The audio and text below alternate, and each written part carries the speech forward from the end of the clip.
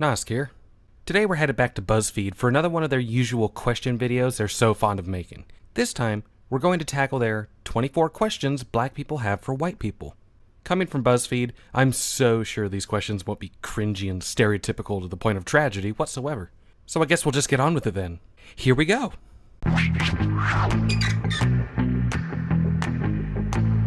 Oh shit, I almost forgot. Trigger warning for all you shitbag special snowflakes out there. I'm really not going to be holding back here, so things might get a bit insensitive. I've fulfilled my obligations, so now just sit back, shut your shrill little whiny pie holes, and enjoy. Why do you always make such horrible decisions in horror movies? It's not cool to split up. Because the choices are entirely situational, and sometimes splitting up is the more reasonable option. Besides, 1, horror movies are fiction. So how often do you think that this kind of nonsense actually happens? And 2, I'm not worried about what's cool in a creepy situation. I'm worried about trying to get the fuck out. But I mean, hey, we're not the ones with the trope about being the first ones to die after all. I'm looking at you, Tayshawn. Why do you freak out when black people are cast to play white fictional characters? I'm not, because it's fiction, so there's no reason to give a shit. But it does bring up the question of why you get so freaked out about white people who are cast to play black fictional characters. Even when they aren't. What's the big deal if Idris Elba plays James Bond? I would go see it twice. Now that's just a waste of money. Just wait until the Blu-ray release. To your question though, there isn't a big deal. I've checked around and I can hardly find any real fuss about Idris Elba being Bond. If he's half as good as Bond as he did with his voice acting from Zootopia, then shit, he deserves the part. Why is a big butt and big lips considered attractive on a white woman, but they're unattractive on a black woman? They're not. It just depends on the woman, honestly. I'm not into chicks myself, but even I gotta say, if you're obese and or straight up fugly, no amount of butt or lips is going to save you, white or black. Do y'all really think Miley is the one who created twerking? Really? I don't. I more affectionately credit twerking to Beavis and Butthead. It was new and raw, but it was theirs. Yeah. Shake it, Butthead. You go, girl. Why am I supposed to teach you how to twerk? I don't know how to twerk. I wouldn't want you to. I already have enough psychological scarring. Why is it that white people always act as though they have discovered a new trend when people of color have been doing it for virtually years? Because firstly, plenty of people do the same shit all the time, whether they're aware of it or not. And secondly, because who fucking cares? 99.9% of any of this kind of shit doesn't earn royalty checks. Why is it when a black woman wears her hair natural, it's seen as inappropriate, but when a white woman does, it's praised? It depends on what you mean by natural. I'm pretty sure cornrows aren't natural. But if your definition of natural is pretty loose, believe me, plenty of white women do some crazy shit with theirs too. This is the hair that I was born with, so you wearing it as a trend is not cute. Yeah, I'm sure it came out exactly like that. I'm sure you didn't style it or anything. It's a hairstyle, dumbass. If white women shouldn't style their hair to look like yours is naturally, then black women shouldn't straighten theirs. It's only fair, sweetheart. Like, can you appropriate my student loans? Can you take that off my hands? Western education and free market capitalism was born of Europe. Stop appropriating my education and economic systems. Yeah, you see how stupid you sound now bitching about appropriation? Why is it that white crime is seen as an isolated incident, but black crime is a representation of my entire community? It probably has something to do with the fact that the black community tends to commit a vastly disproportionate amount of crime in this country. I mean, it's not like I have data or anything to support that. Nah, I'm just being all racist and privileged and shit.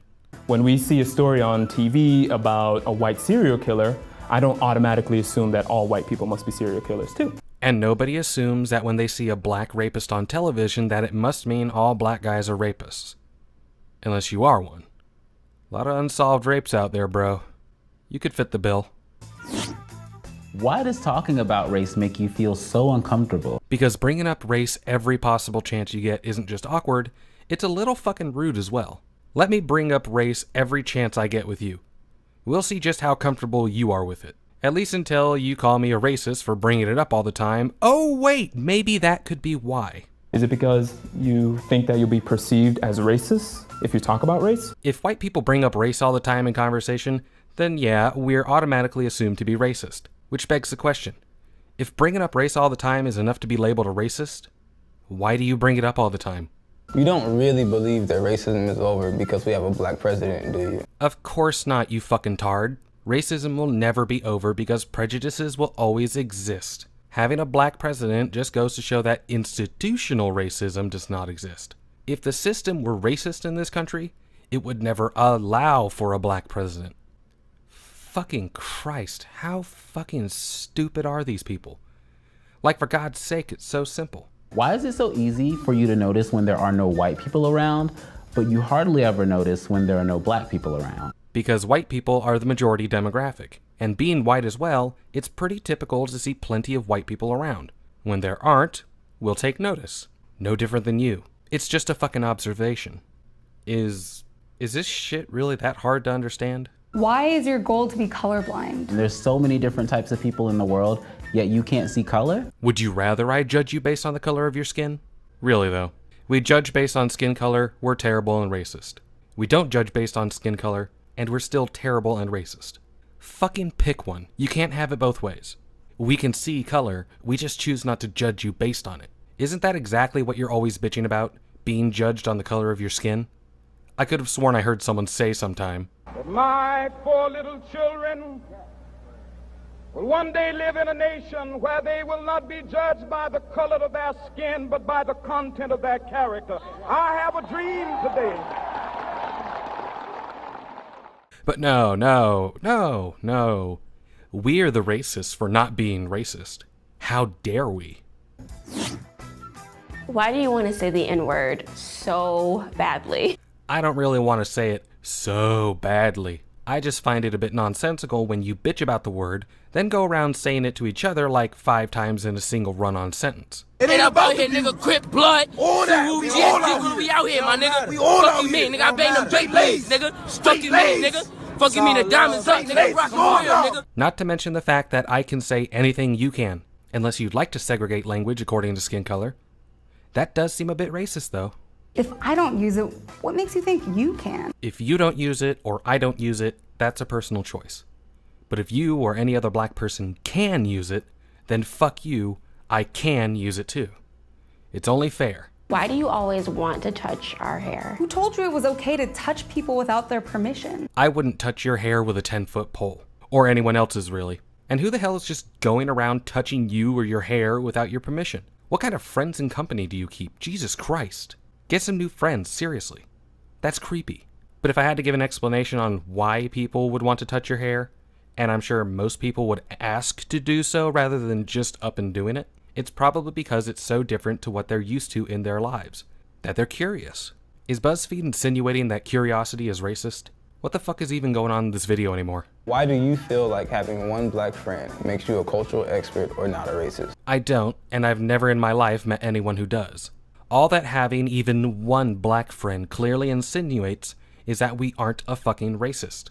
A real racist would never have friends or associate with someone of the race they supposedly hate so much.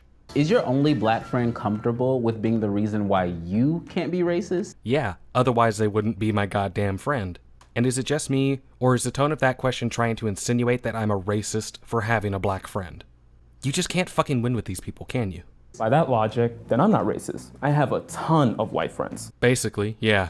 Why do you feel comfortable cursing at your parent? Based on the shit I've seen in Walmart, I could ask you the same question. But it's a stupid question anyways. Not all white kids curse at their parents, same as black kids. Some people are just shitty parents and raise shitty kids. Doesn't matter what the color of their skin is. Why do you kiss your dogs on the mouth? I don't. I just let them lick my face. Seriously, lady, what kind of psychotics are you hanging out with that touch you randomly and make out with their dogs? You really need new friends. How come you can't pronounce black names like Kuvanjane, but can say names like Schwarzenegger, Galifianakis, and LaBeouf just fine? Because we're not raised in families with those kinds of names or generally non-European kind of linguistics. Let me find you a nice Iranian or Vietnamese name and we'll see how well you do, though. I'm pretty sure we'd both fuck it up miserably. Oh, for fuck's sake, here we go. Why do you feel like all lions' lives matter, but black lives don't? Because when we say all lives matter, yeah, that just magically excludes black people. Are you people seriously this retarded? Why is a lion's life in Africa more important than the lives of black people here in America? What does Simba ever do for you? He made for a damn good movie, that's what. However, last I checked, the lives of black people are important in this country, because if they weren't, I'd like you to please show me the laws and examples that clearly grant you less rights and protections than I have. Go ahead. I'll wait. Because you fucking can't. I get it. Lion King was an awesome movie, but so was Selma, and so was Malcolm X. Nobody is saying they weren't good movies, aside from the fact that one is for children and the others are much more serious and thought-provoking content for adults. Why is it so hard for you to acknowledge your privilege? Because just like God, unicorns, and the flying spaghetti monster, I find it pretty difficult to acknowledge something that doesn't exist without clear, concise, and irrefutable evidence. How does it feel to not be the spokesperson for your entire race at any given time? Must be nice. I wouldn't know, nor would I care. But last I checked, not you or anyone else in this video is the spokesperson for your entire race, and never will be. Neither is any other black person. Do you think you are? Because that just comes across as unbelievably self-absorbed and narcissistic. But now that this psychotic cringe fest is over, I need to go make a large, stiff drink to kill the brain cells that now harbor this bullshit. If you enjoyed the video, please feel free to hit that like button and subscribe to the channel to catch future content and more videos like this. Hope you all have yourselves a great day out there on the internet. This has been The Word from the Wolf. Woof woof, motherfuckers.